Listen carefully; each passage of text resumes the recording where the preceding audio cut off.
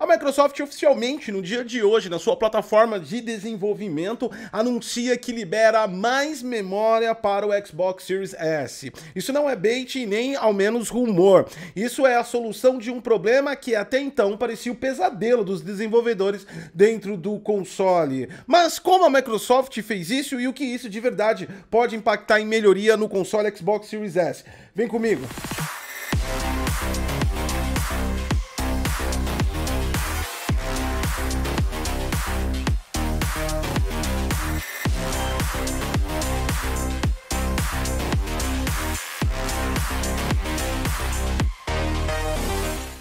A realização desse conteúdo é graças aos nossos parceiros DVD Mall. Utilizando o código DG20 no site, você tem desconto de 20% na compra de qualquer software, incluindo o Windows 10 Professional original, por um preço inacreditável. Além de ativação rápida, você tem várias formas de pagamento, inclusive Bitcoin. Bem-vindos ao Detonando Geek. Este é o Hard Tech, o nosso conteúdo que escova os bits um pouquinho mais. O nosso objeto hoje, aliás, a informação que a gente vai trazer para vocês é uma informação muito boa, principalmente para os proprietários de Xbox Series S. Os problemas recorrentes do console perante ao desenvolvimento e sua limitação de uso de memórias GDDR acaba de ser resolvido, ou pelo menos uma grande parte acaba sendo resolvido. Como eu disse, no dia de hoje, a Microsoft anunciou tudo isso e acaba sendo verdadeiramente interessante a gente explanar e detalhar, aliás, tentar detalhar exatamente o que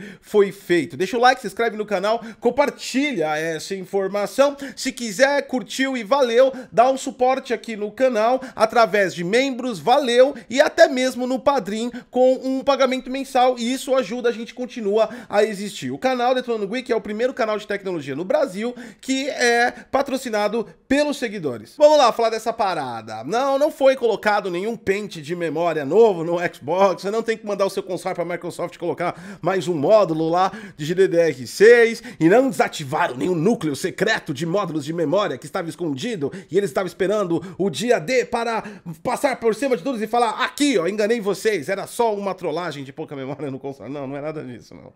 A parada é literalmente ligada ao desenvolvedor. A Microsoft anuncia através da sua plataforma de desenvolvedores no YouTube que ela libera centenas de megabytes para esses desenvolvedores, ou seja, uma memória a mais do que havia disponível. Isso não muda o tamanho da memória de DDR do console em nenhum meguinha nem giga. Simplesmente a utilização agora tem centenas de megas a mais para o desenvolvedor trabalhar. Como provavelmente a Microsoft fez isso? Através do seu SDK, do GDK. O GDK é o Game Developer Kit, ele constitui do Dev Kit o aparelho e também o SDK, o Software Developer Kit.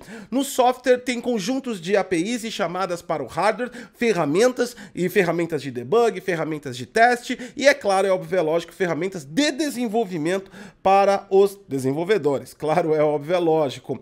Ali, com certeza absoluta, foi feito aprimoramentos de código e agora a Microsoft deve usar menor quantidade de memória alocada para o próprio GDK. Afinal de contas, é importante entender que, apesar de nomenclaturas e funções diferentes dentro do mundo de sistemas de programação, uma API, uma chamada, também é um programa. E ela usa processador, ela usa memória.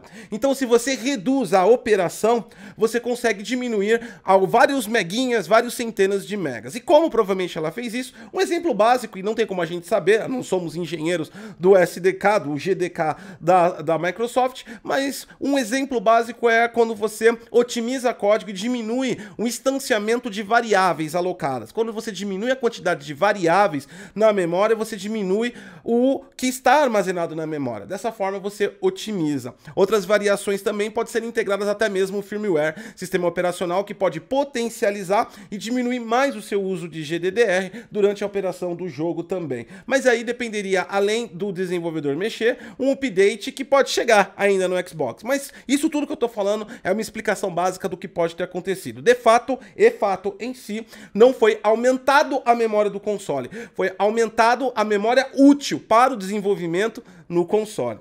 Ok, então, você já ouviu falar de centenas de megas. Isso provavelmente não chega a 1 giga. A gente está falando aí de otimização, ou seja, lapidar o código ao ponto de você tirar tudo que está de ruim na memória, tudo que não precisa.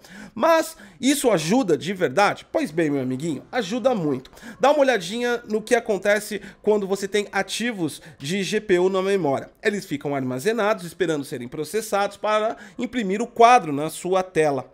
Então, isso acontece todo momento que você está jogando. O problema é quando você não tem memória disponível, porque você não pode liberar nada do que tem na memória e nem consegue colocar mais nada na memória. Mas para o quadro futuro, nós precisamos de colocar algo mais na memória. Quais são as técnicas que os desenvolvedores utilizam quando chegam nesse cenário mais difícil de trabalhar, no limite físico do endereçamento de memória? Eles vão lá e usam artifícios, algoritmos de MIP-map que diminuem a resolução de texturas específicas, fazem texture string que deixam mais degradada a visualização na distância, ou até mesmo, boom, queda de resolução. Em alguns jogos, se não me engano, o Xbox chega abaixo de 720 em alguns pontos do jogo. Ali era um ponto que não tinha mais onde colocar na memória e nada podia sair. Então, se nós tivéssemos 512 megas a mais para algumas outras texturas, nós poderíamos diluir isso e aumentar, ou até mesmo trabalhar com esses megas e centenas de megas a mais como um cache, onde a gente vai utilizar e ficar trazendo do disco toda hora. De qualquer forma, isso resolve bastante o problema assim e dá um fôlego a mais para o desenvolvedor. Mesmo porque que na apresentação é falado que essas centenas de megas a mais são direcionados quando você estiver no nível crítico, ou seja, vai ser uma estratégia para você não cair resolução também. Mas esse problema não estava isolado, e aí uma coisa que ninguém sabia, a Microsoft informou que tinha um problema e resolveu esse problema, e esse problema não existia para ninguém, só para a Microsoft, até ela informar que é legal, né, o changelog de problemas, aparece problemas que nós nem sabíamos que tinha. Olha a fita do problema, qual é que era, cara.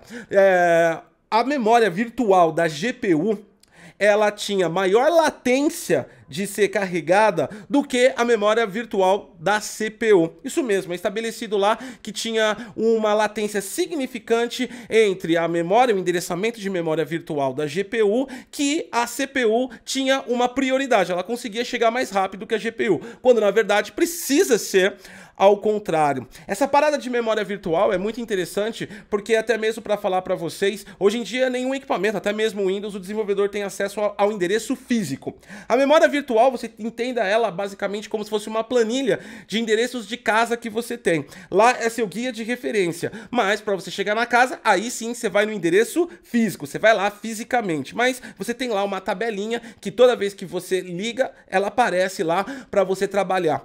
E essa em memória virtual é onde os desenvolvedores enviam e recebem essas informações. Quando a gente fala desenvolvedores, tudo que eu tô falando aqui não é o desenvolvedor de game em si. Isso tá muito ligado a nível de engenharia e pipeline gráfico de saída das engines gráficas. Isso não quer dizer que o desenvolvedor que mexa com isso não possa também ser um level design, mas geralmente são funções específicas, é só para vocês entenderem, tá? Dessa forma, quando nós tínhamos maior latência da GPU em relação à CPU e ainda nós tínhamos o problema de gargalo de memória durante toda essa operação, além de nós termos uma limitação de memória que dava gargalo, nós não conseguimos substituir ela com tempo hábil.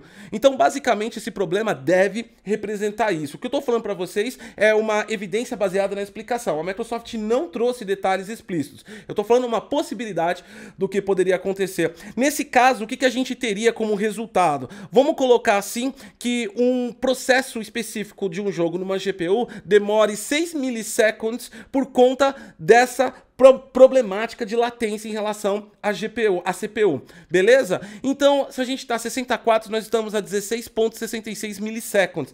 No momento que nós temos esse processo que gera essa latência, o nosso FPS aumenta para 22 milissegundos em média. Ou quer dizer o quê? Na tela caiu o FPS, porque a GPU estava demorando para enviar e receber os ativos dos seus endereços virtuais.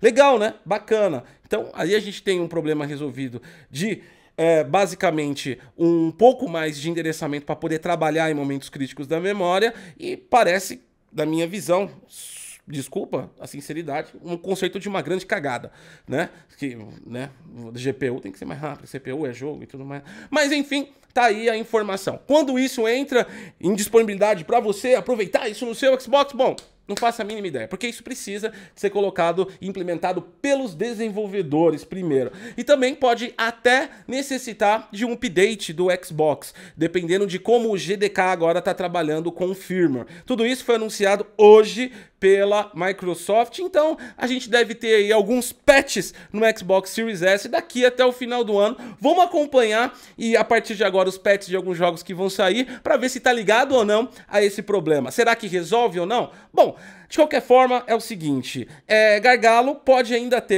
tem limitação, é um console com pouca estrutura computacional em relação aos demais. No entanto, é importante entender que você tem que ver isso não como algo que vai virar mais, mas algo que conserta algo. E outra coisa que é importante, se lá na frente a gente vai ter um problema B e nós matamos o problema A aqui, então nós só temos o problema B lá na frente, porque se nós não tivéssemos matado o problema A, lá na frente teríamos A mais B. Então é isso que tem que ser entendido. Deixa o like, se inscreve no canal, compartilha essa informação, ajuda no Padrim, dá o valeu, vira membro. Eu sou Goticose e até a próxima.